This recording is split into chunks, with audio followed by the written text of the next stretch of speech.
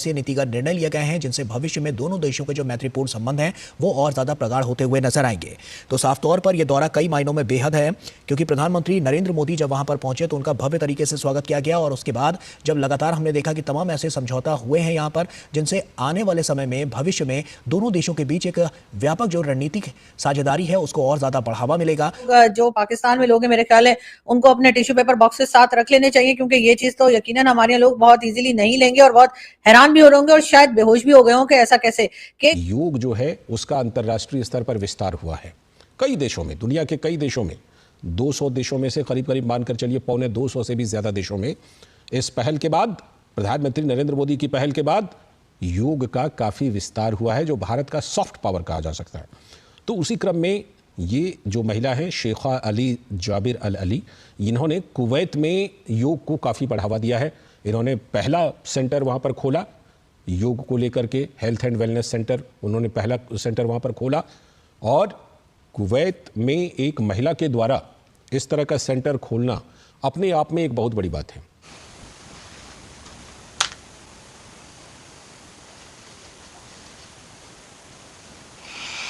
ये इस स्टाइल में जो आपने मुझे बैठे हुए देखा इसलिए था क्योंकि यूनाइटेड नेशंस की तरफ से 21 दिसंबर को मेडिटेशन डे रिकग्नाइज कर लिया गया है।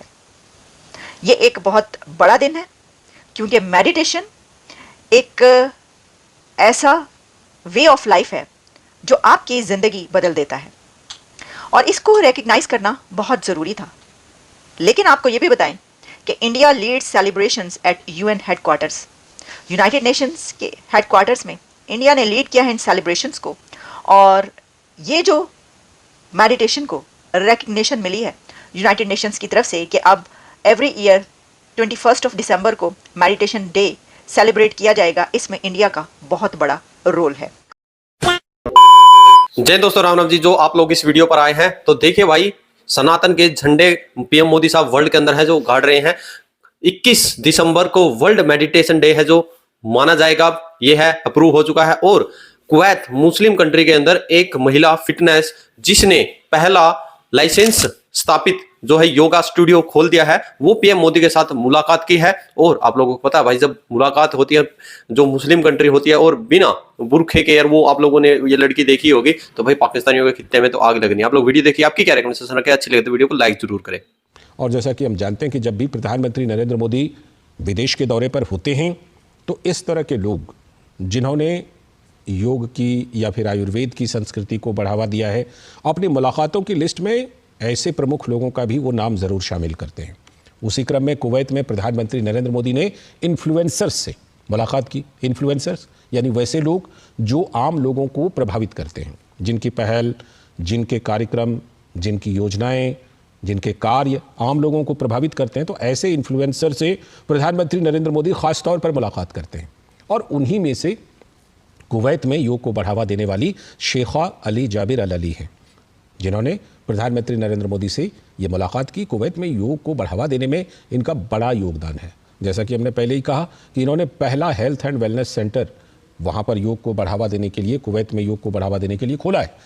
और आप ये भी जैसा जानते हैं कि कुवैत में भारतीय समुदाय की बड़ी आबादी है, मान के चलिए करीब करीब 1/4 आबादी भारतीय मूल के लोगों की है, भारत की समुदाय के लोग हैं वहां पर। एक गल्फ कंट्री जो कि इस्लामिक कंट्री है, उन्होंने जो है महाभारत और रामायण जो है उसको जी ट्रांसलेट किया है, और मोदी जी ये देखिए ये मेरे ख्याल ऑटोग्राफ भी दे रहे हैं उस बुक के ऊपर, और डेफिनेटली ये बहुत एक बड़ा स्टेप है जो कुवैत ने लिया है। और वहां पे जो ट्रांसलेटर हैं उनसे भी मुलाकात की है पीएम मोदी ने, और साथ साथ जो प्रिंटर यानी कि जिन्होंने ये बुक्स दोनों बुक्स प्रिंट की हैं उनसे भी वो मिले हैं। एक बहुत अच्छा स्टेप है जो शायद आगे जाकर हम देखें कि सऊदी अरब के जो है एमबीएस यानी मोहम्मद बिन सलमान, शायद वो भी हमें ऐसा करते दिखाई दें। ये बात तो मैंने बहुत बार कही है कि कई चीजों में जो है वो पाकिस्तान को भी ऐसा करना चाहिए कि जो यहाँ पर लोग रहते हैं यानी कि जो मुस्लिम्स हैं उनको भी बाकी रिलीजन की बुक्स को भी जरूर पढ़ना चाहिए। इंडिया अब सबकी माँ बनने वाला है, माँ बनने वाला है, सबकी मदर बनने वाला है इंडिया। देखिए माँ जो होती है प्यार से समझाती है, और इंडियन जो है वो प्यारे लोग हैं और प्यार से बात करते हैं। अब वो देखे ना, अब मुसलमानों के 6 मुल्क इंडिया को अपना बड़ा बना रहे हैं, माँ को ला रहे हैं कि माँ हमारे सर पे बैठो तो हमारी कोई कदर होगी। जितनी इंडिया में माँ की इज्जत है, औरत की इज्जत है, इतना पाकिस्तान में नहीं है। इसीलिए हम पीछे हैं। हालांकि हमारा इस्लाम कहता है, हमारा दीन कहता है कि आप औरतों की इज्जत करें, मगर जितने हिंदू लोग औरतों की इज्जत करते हैं पाकिस्तानी नहीं करते हैं, इसीलिए हम लोग पीछे हैं। क्या समझ रहे हैं कि गल्फ कंट्रीज इंडिया के साथ बैठ रही हैं और कितनी बड़ी पावर है जी, इंडिया उनके साथ ट्रेड कर रहा है, इंडिया उनके साथ बातचीत कर रहा है। इंडिया जो है, पहले अगर बात करें तो पहले भी गल्फ कंट्रीज के साथ इंडिया का ताल्लुक बहुत अच्छा था, इस मीटिंग के बाद तो और भी स्ट्रांग होने वाला है। बिल्कुल, उनकी ट्रेड डबल होने वाली है, ठीक है। अब हमारे अगर पाकिस्तान के लोग किसी मुल्क में होंगे तो हम उससे अगर ताल्लुकात खराब करते हैं तो सारा हमारे पाकिस्तानियों पे असर पड़ेगा ना।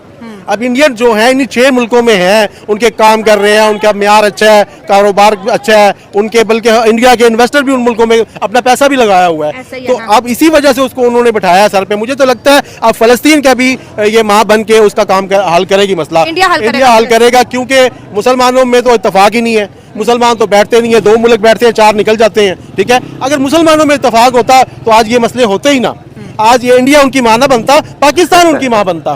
पाकिस्तान क्योंकि सुपर पावर है, पाकिस्तान के पास एटम बम है, इसलिए सारे मुस्लिम कंट्री पाकिस्तान की इज्जत करते हैं। लेकिन अब तो लग नहीं रहा, अब तो हमें कोई पूछ ही नहीं रहा, सब इंडिया की। आप देखें, अबू धाबी के जो है प्रिंस वो भी आए हुए हैं इंडिया, और इधर से डॉक्टर एस जयशंकर जो है इस्लामिक कंट्रीज में मौजूद है। दोनों की आपस में बड़ी दोस्ती हो गई है सर। तो इसीलिए पाकिस्तानियों का पता चल गया दुनिया को कि इनके पास एटम बम शायद अब नहीं है।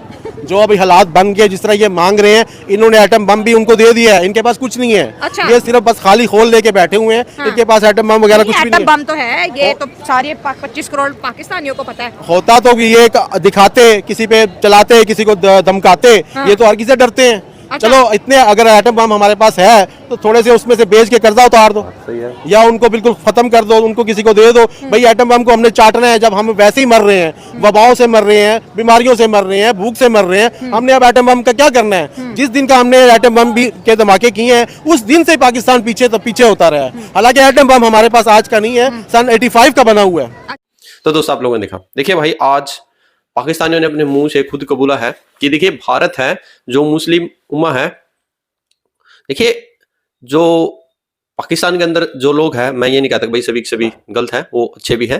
तो जो अभी टोटल तमाम मुस्लिम कंट्रीज हैं वो प्रेफर कर रही हैं इंडिया को। और जो आप लोगों को बता दूं कि सभी मुस्लिम कंट्री में एटम बम भी सिर्फ और सिर्फ पाकिस्तान रखता है, क्योंकि पाकिस्तान सोचता है कि भाई हमारी है जो फर्स्ट प्रेफरेंस हमें देनी चाहिए। बट पाकिस्तान की प्रेफरेंस है आज सिर्फ और सिर्फ भिखारिस्तान बनकर रह चुकी है। क्योंकि देखिए, कोई भी कंट्री है जब एक दूसरी कंट्री के साथ मुलाकातें, विजिटिंग होती है, तो उसके साथ साथ बिजनेस का भी व्यापार होता है। और भारत और भारतीय जो आज श्रमिक हैं तमाम ऑल वर्ल्ड के अंदर, जो सीईओ का पद हो और एक छोटे तबके का लेबर से लेकर एक कंपनी को चलाने के सीईओ तक हैं, आज तमाम वर्ल्ड के अंदर हैं, भारतीय बैठे हैं। चाहे वो कंट्री आज अमेरिका हो, यूरोप हो, या फिर तमाम गल्फ कंट्री हो, सभी के सभी को आज भारतीय लोग हैं, उनकी इकोनॉमी को, उनकी ग्रोथ को बढ़ाने में महत्वपूर्ण योगदान है। और मोदी साहब किसी भी कंट्री में जाते हैं तो अपने लोगों को वहां पर है मिलते हैं, जुलते हैं और उनका प्रोत्साहन, उनका बढ़ावा देते हैं कि भाई आप किसी भी कंट्री, आप किसी भी दुनिया में किसी भी कोने में हो, आपका पीएम मोदी साहब आपके यानी कि लीडर हैं, वो आपकी सोच रखते हैं। और ये बातें भाई पाकिस्तान को नहीं भाती। बाकी आपकी क्या राय है? कमेंट सेक्शन में जरूर के। जय हिंद, जय श्री राम।